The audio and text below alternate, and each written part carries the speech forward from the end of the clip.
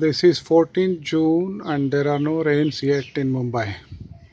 I am shooting out of my bedroom window in Mumbai, and the sky is bright and hardly there are clouds, very scattered clouds, not promising rain anymore, and it is sunny, sultry day as usual in Mumbai.